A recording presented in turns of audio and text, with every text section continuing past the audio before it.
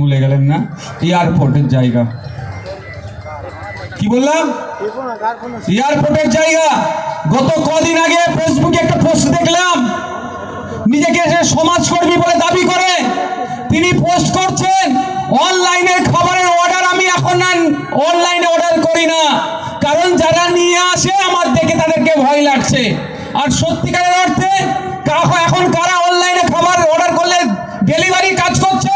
ওই রাজারহাট নিউ টাউনে যাদের একটা সময় জায়গা ছিল, তারা দেখুন আজকে কিন্তু বাইকে করে করে লোকের দাঁড়ে দাঁড়িয়ে গেছে, বা ওই ফ্ল্যাটের নিচে দারোয়ানের হিসাবে, পরিচারিকার কাজ হিসাবে করছে। এটা মাথায় রাখবে। আপনাকে আমাকে স্বপ্ন দেখাবে, আপনার আমার জায়গার প্রচুর দাম হয়ে যাবে। স্বপ্ন দেখিয়ে আপনাকে আমাকে কিন্তু আগামী দিনের কথা ভাববেন। এই রাজারহাট থেকে শিক্ষা নিন, ওখানকার যাদের জায়গা জমি ছিল আজকে তাদের অবস্থা কোথায়? তারা কারো ফ্ল্যাটের নিচে দারোয়ানগিরি করছে, নাহলে কারো বাড়ির পানি তুলে দেওয়ার কাজ করছে, কিন্তু তাদের কোটি কোটি টাকার সম্পত্তি ছিল। আপনাকেও বোঝাবে এয়ারপোর্ট হলে এই হবে সেই হবে, তো জায়গার দাম হবে। ভালো কথা, জায়গায় টাকা কি খাবে? টাকা খাবেন নাকি? মনে হয় টাকা খাবেন? সেই খাওয়ার মতো পজিশন থাকলে তো খাবেন। আপনাকে তো এখানে বন্দুকের ধরবে আর উড়িয়ে দেবে, সই কর আর কেটে পর। টাকাটা কারা পাবে জানেন? ওই 1 জানুয়ারি দেখলেন না, লোক ফেস্টিভ মুডে থাকে। ওই লড়াই হচ্ছিল, কিসের লড়াই ভাই? ও কি আদর্শের লড়াই নাকি? জিরেনগাছা হসপিটালে একটা অত্যাধুনিক অ্যাম্বুলেন্স দেওয়ার ব্যাপার হচ্ছিল নাকি? আপনাদের জানিয়ে রাখি এই অ্যাম্বুলেন্সের বিষয়ে আমি কথা বলছি, আমি তো নিজে থেকে দিতে পারি না।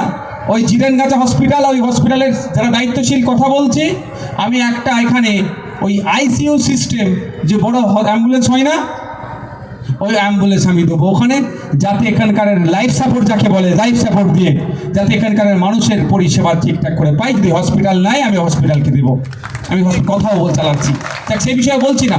তো ওদের লড়াইটা কিন্তু হয়নি হসপিটালকে সুপার স্পেশালিটি করার জন্য, ওদের লড়াইটা এটাই হয়েছিল আগামী দিনে ভাঙড়ের সহজ সরল মানুষের কানে বন্দুক ঠেকিয়ে 2 লাখের কাটা জায়গায়, শতকের জায়গায় 20,000-এ লিখিয়ে ওটা 5 লাখে বিক্রি করবো কিভাবে।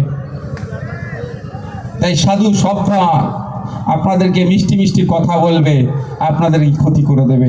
এয়ারপোর্টের কথা মোটেও আপনারা ভুলবেন না। যদি মনে করেন ওটা ভোগালীর দিকে হচ্ছে, চণ্ডীহাটের ওই মাথায় হচ্ছে, জানবেন কলকাতার এয়ারপোর্টটাকে একবার দেখুন, আর বিভিন্ন জায়গায় এয়ারপোর্ট দেখুন, তাকে সংলগ্ন করে কিভাবে ইমারত তৈরি হচ্ছে, এটা মাথায় রাখবেন। আপনাদের সামনে এখন বক্তব্য দেবে আমাদের ফিরোজ